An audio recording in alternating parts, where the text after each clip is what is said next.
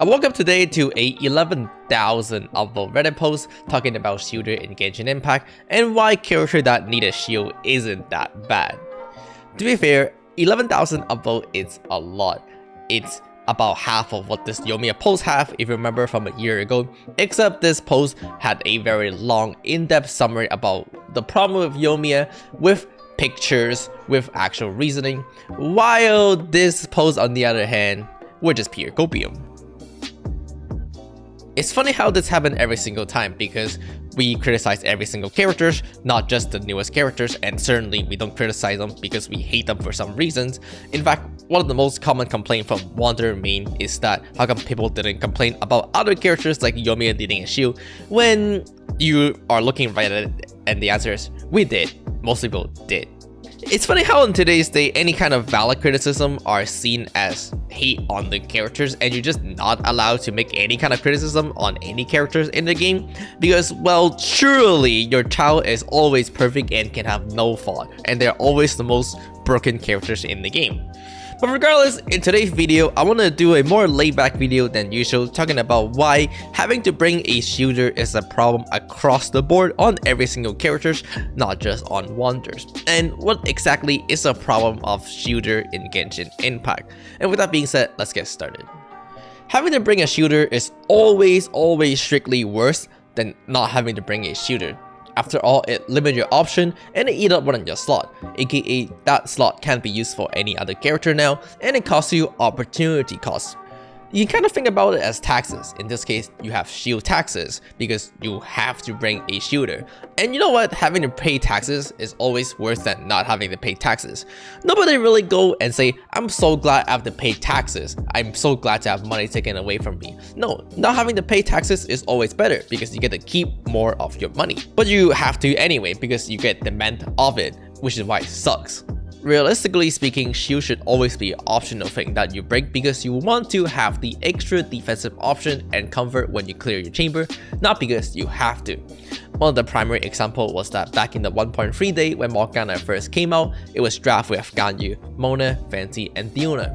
However, over time people realized Diona is not needed because you don't really need a shield when it comes down to your freeze team. You don't really take damage anyway since all the enemy are frozen. So Diona got replaced with Rosaria, who is just much more better. Trying to play Aggravate with Sino without a shooter is extremely painful, but if you do bring a shooter, then you suffer massive loss in, well, let's call it shield taxes.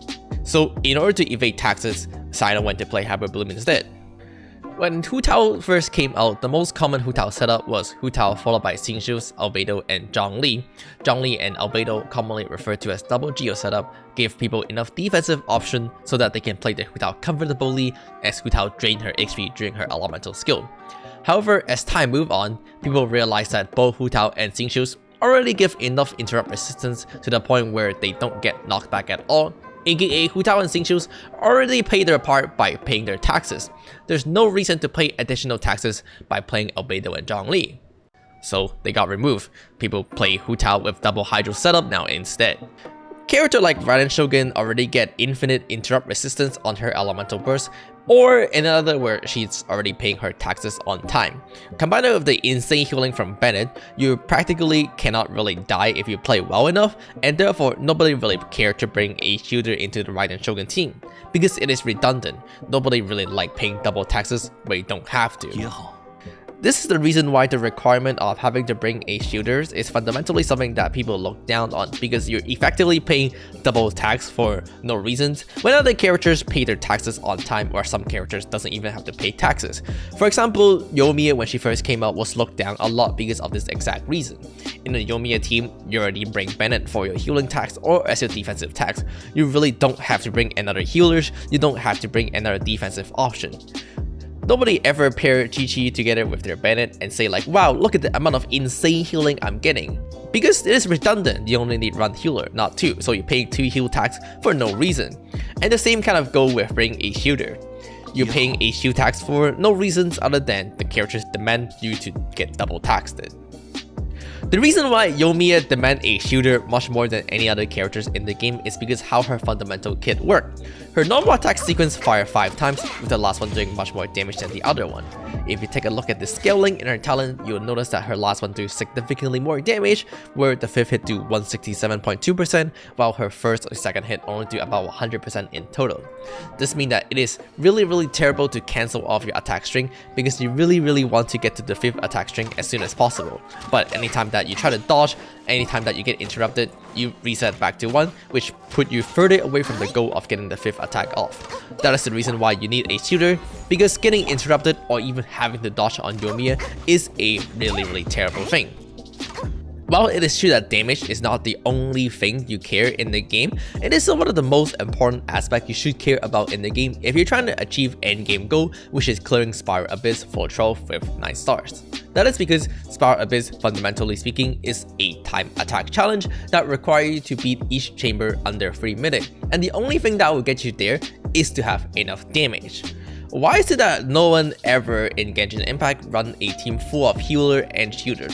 That is because without being able to dish out a respectable amount of damage, which a team full of healer and shooter wouldn't be able to, you're never ever gonna clear Spiral Abyss within the time required, which is again 3 minutes. Completing the last Spiral Abyss chamber with 3 of your characters dead, but you only spend 2 minutes doing so, is arguably a much better clear than clearing it with all of your members alive, but you spend 4 minutes doing so. That is because the first one gets you 36 stars, while the second one only gets you 35 stars or even lower. Now at this point, a lot of people would like to bring a counter argument of why does it matter if I bring a shooter or not if I can clear 36 stars with it anyway? And to be honest, you're absolutely correct. If you get 36 stars with a shooter, then it doesn't really matter what you run. You can run a shooter and it doesn't really hurt you. That's called being rich and having the luxury of being able to bring a shooter. Once you're rich enough, you can do whatever you want. You can pay as much taxes as you want. It wouldn't really hurt your wallet because, well, the taxes is a flat taxes. You're paying $100 taxes, which could be different depending on the characters you're running, or it could just be different depending on the account you're looking at. 100 tax is not a lot for someone who is a millionaire, but could be a lot for someone who is poor like me, who only have $200, $300 to spend.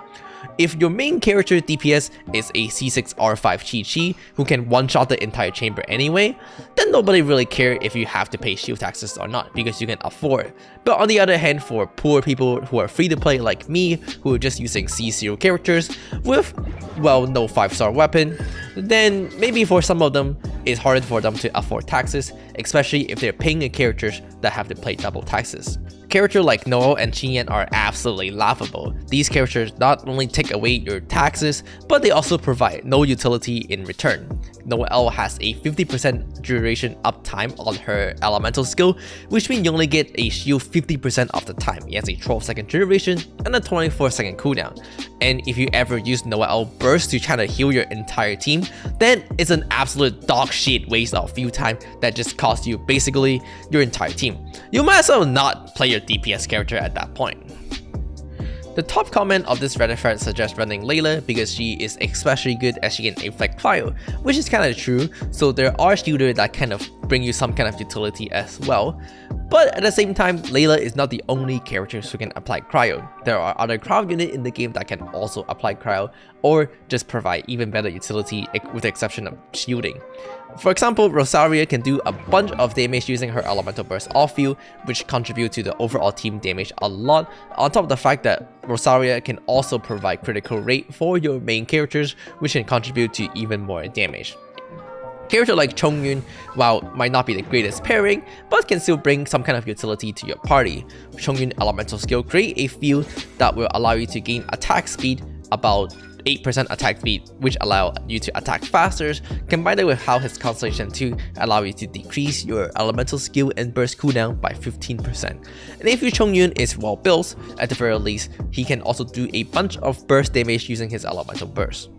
Shielders take taxes away from you as protection fee to offer to protect you from incoming damage, and to be fair, some of them do that job quite well, while others maybe not really.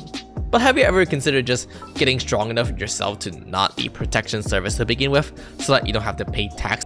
To be fair, not all shooters are bad. In rare cases, your shooter can actually tax return you and make themselves actually worth it. This is an example in the Zhongli with Hu Tao double hydro setup. Zhongli in this team, aside from providing a shield for Hu Tao, who kind of care about it, but have a really important function, which is to shred both hydro and pyro resistance. Zhongli elemental skill has a 20% universal shred, which allow him to shred both hydro and pyro very easily, compared to trying to bring a anemo characters who can only shred hydro, and therefore it doesn't increase the damage Hu Tao deal. By being able to shred both of the elements, Zhongli can actually be a very competitive damage increase compared to most other support in the game, and therefore Zhongli is a very good character to slot in your Hu Tao double hydro setup. In this case, while true that Zhongli take away taxes from you as a shield tax, he also kind of refund you or tax return you by providing much more relevant utility and therefore worth his cost. If the shooter you're trying to bring into your party have actual synergies with the rest of your party, then to be honest, they're actually not that bad. The problem is just that most people slot in a shooter not because they have incredible synergies, as most of them just don't. Nobody really look at Diona and be like, wow, her Constellation 6 allowed me to gain 200 Elemental Mastery. That's incredible, let me put in Diona for the Elemental Mastery. No, people only really look at shooters for their shield because that is their main functionality and they just don't do a lot otherwise, and therefore their cost is just way too much to put in. If you take a look at the National Call, for example, you'll realize that, let's suppose there's an open 4th slot here, and you put in a shooter like Toma. Toma got absolutely no synergies with the rest of the party. Toma doesn't provide any utility that can increase the damage of any of the members. In fact, Toma have absolutely no utility that any of these characters want, with the exception of him being able to provide a shield. But you already got Bennett for that. If you're looking for a defensive option, Bennett already got it covered with the insane healing. So here you're just paying double tax for no reason, which is a very expensive trade deal. And this kind of goes with the rest of the shooter in the game.